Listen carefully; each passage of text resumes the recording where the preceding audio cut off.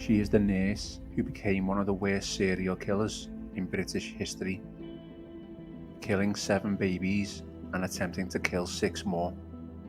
Lucy Letby is now the UK's most prolific killer of modern times. Now we can reveal the grim plan for her life in prison.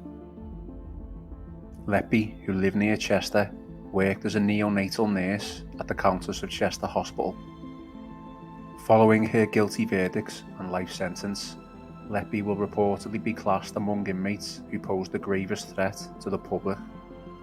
The 33-year-old will reportedly serve out her whole life order at HMP Low Newton, a maximum security prison near Durham that houses fellow serial killer Joanna Dennehy.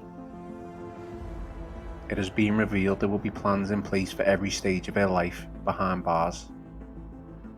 According to experts, Letby will be given, quote, restricted status, a status regarded as the female equivalent of a Category A prisoner, which signifies that she poses the most serious threat to the public. It's expected that it will be some time before Letby will be integrated with her fellow inmates, and that she'll be initially on suicide watch for a number of months. After spending the first part of her sentence in the hospital wing, Letby will be moved to her own cell, standard practice for convicted murderers facing decades of prison time. It's expected Letby won't have much in the way of human interaction due to the high risk of being targeted by other dangerous prisoners. It's understood Letby will spend at least 22 hours each day inside her cell and will be allowed to walk around the prison yard for 1 hour.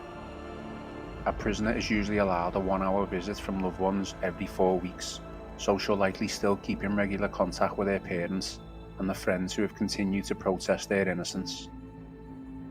It's believed that after some time has passed, Letby will be afforded some privileges, including increased leisure time and participation in social groups.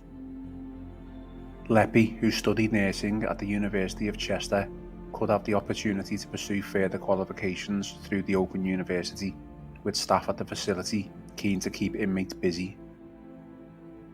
In terms of employment, there are opportunities for inmates to take on responsibilities, for example, as orderlies in the gym or at the reception desk, while some prisoners may even find work placements within the community beyond the prison walls. It's highly unlikely that this will be the case for Letby, however, given the severity and notoriety of her crimes. Letby's parents, Suzanne and John, supported their only child throughout her trial, maintaining her innocence while attending every single one of her court hearings.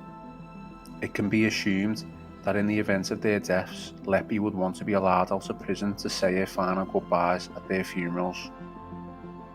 It's thought that Letby could eventually be transferred to a lower security prison to live out her final days later on in life, but it's expected she'll remain a maximum security prisoner for at least the next 20 years.